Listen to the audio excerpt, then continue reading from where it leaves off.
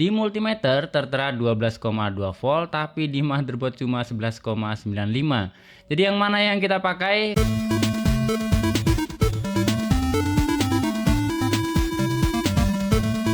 Halo mas-mas, gimana keadaan PC-mu hari ini? Sudah di-upgrade belum?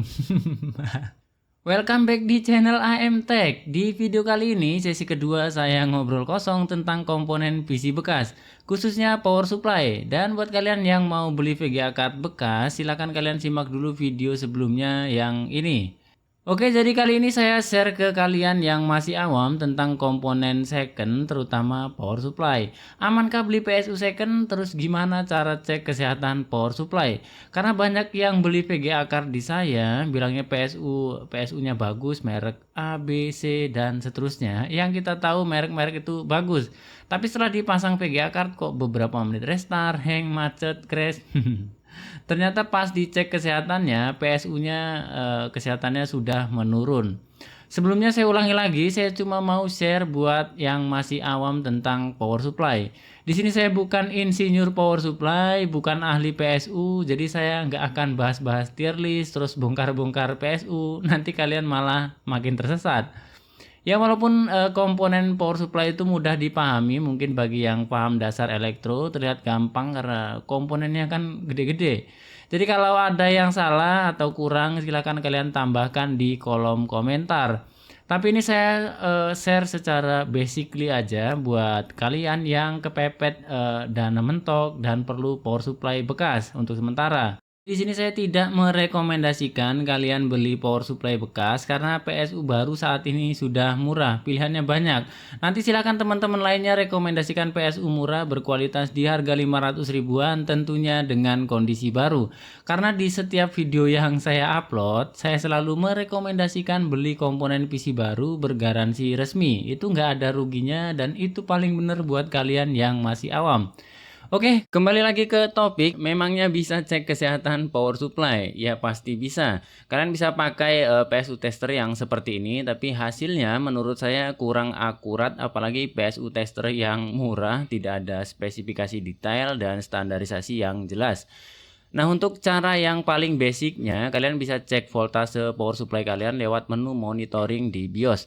Caranya tinggal kalian masuk menu monitoring di BIOS PC kalian. Untuk caranya berbeda-beda dan tampilan BIOSnya pun berbeda-beda, tergantung brand motherboardnya. Tapi sebelumnya, cara ini tidak berlaku untuk motherboard seri lama atau yang masih menggunakan BIOS standar OEM. Motherboard Cina juga biasanya belum ada menu monitoring BIOSnya. Punya saya ini untuk contoh, ini motherboard Asus H110. Untuk menu BIOSnya seperti ini, langsung aja ke Advanced Mode, tekan tombol F7. Nah, tinggal geser ke menu monitoring. Di sini bisa kita lihat voltase power supply yang kita pakai. Di power supply itu umumnya terdapat voltase output 3,3, 5 volt, dan 12 volt. Pastikan semua tegangannya masih di atas rating minimalnya. Tapi tentunya ini saya ingatkan ya, tentunya pembacaan di BIOS ini pasti akan ada selisih faktor koreksi pembacaan jika dibandingkan dengan alat standarnya seperti multimeter. Tapi ya sudah bisa kalian jadikan acuan kesehatan power supply kalian. Karena saya sering juga ketemu power supply yang bermerek itu voltase 12 voltnya dicek di BIOS udah turun ya, tapi masih aman dipakai dan setelah dicek pakai multimeter ternyata 12 voltnya itu masih stabil ya. Dan banyak juga saya temui power supply yang voltase 12 voltnya itu masih di atas, masih bagus saat kita cek lewat BIOS. Tapi nyatanya saat di load beban voltasenya itu turun sampai mengakibatkan PC-nya jadi hang, crash, macet, dan lain-lain lah. Jadi kesimpulannya sampai di sini kita perlu tes power supply dengan load beban yang sesuai dengan spesifikasinya dan memonitorinya secara real time menggunakan alat. Nanti saya contohkan menggunakan alat sederhana yaitu multimeter. Nah, ini saya ada beberapa PSU Kirihore dari beberapa brand yang ada ini mungkin kalian sudah sangat familiar. Ini ada beberapa dari Corsair, Cooler Master, yang ini Zalman Green yang sering saya pakai di konten rakit PC. Terus ini ada juga Super Flower, salah satu merek lama. Ini ada lagi PSU merek Cina, PSU Korea, PSU Pure, ya begitulah sebutannya. Terus ini ada Venom RX, ini juga andalan saya di tahun 2019-an. Kalau ada yang rakit PC Kerehure tapi pengen pakai PSU baru, pakai Venom RX yang murah. Terus ini ada Simbada, ini PSU juga ya, bukan speaker aktif. Dari semua yang saya punya ini ada PSU yang paling murah harga bekasnya kisaran 150.000 sampai 200 ribuan, yaitu Cooler Master RS 460 dan Enlight 450 watt. Ya, untuk yang seri Cooler Master ini cuma punya 1x6 power PCIe VGA card, umurnya juga sudah lumayan ya, mungkin rilisnya tahun 2010-an, dan ini ada dari brand Enlight 450 watt, ini bawaan PC build up, tapi dia sudah punya 8 pin PCIe Express.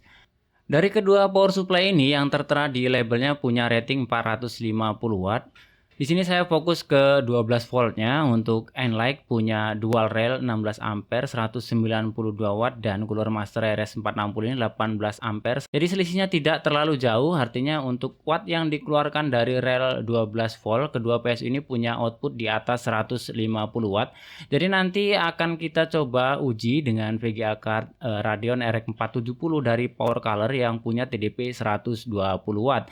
Harusnya kedua power supply ini masih sanggup. Nanti juga kita lihat selisih pembacaan di mode BIOS dengan pembacaan voltase menggunakan multimeter. Kira-kira selisihnya berapa, dan kita uji load beban VGA cardnya menggunakan Unigine Heaven Benchmark dan load CPU loadnya menggunakan GPU-Z. Karena segmennya Kerehure, di sini komponen yang saya gunakan juga menyesuaikan. Untuk motherboardnya saya pakai H81 dari Gigabyte menggunakan prosesor Core i3 generasi keempat dan VGA card Radeon RX 470 4GB dari Power Color dengan 1x6 pin power.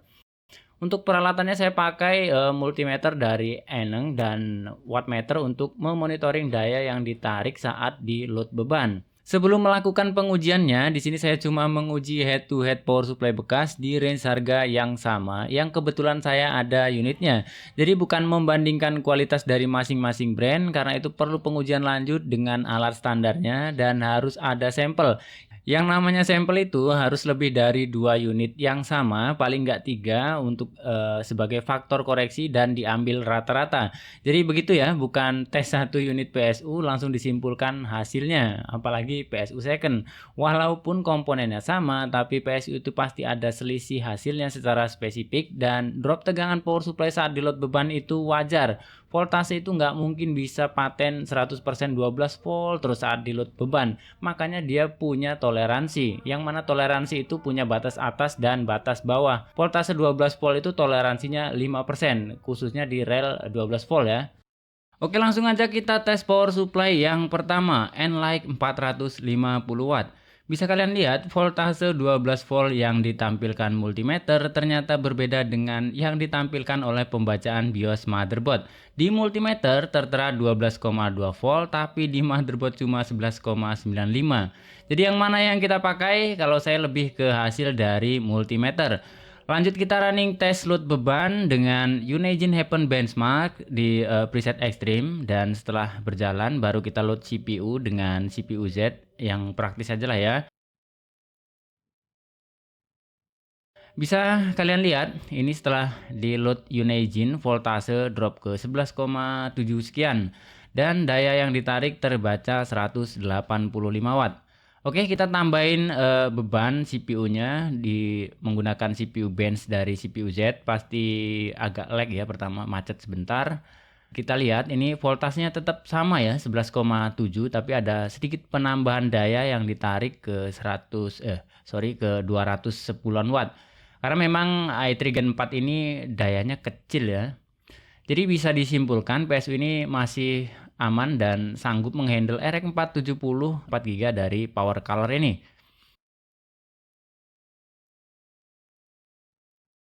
Oke, selanjutnya PSU yang kedua, Cooler Master RS 460.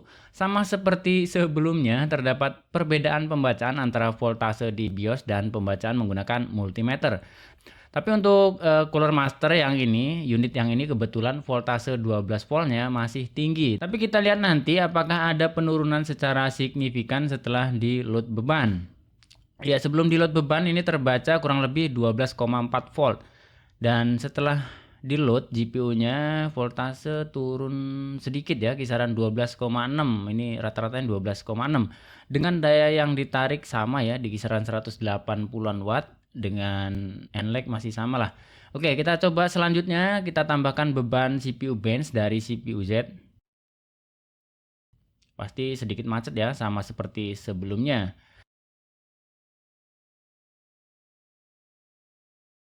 Oke, untuk voltasenya ini masih ya mirip lah ya, mirip 12,3, 12,5. Ya cuma selisih sedikit saat di load GPU dan CPU-nya. Jadi sedikit banget selisihnya untuk si Cooler Master RS460 ini. Dan untuk daya yang ditarik juga mirip ya dengan Nlight. Jadi efisiensinya kurang lebih 2 PSU ini sama ya.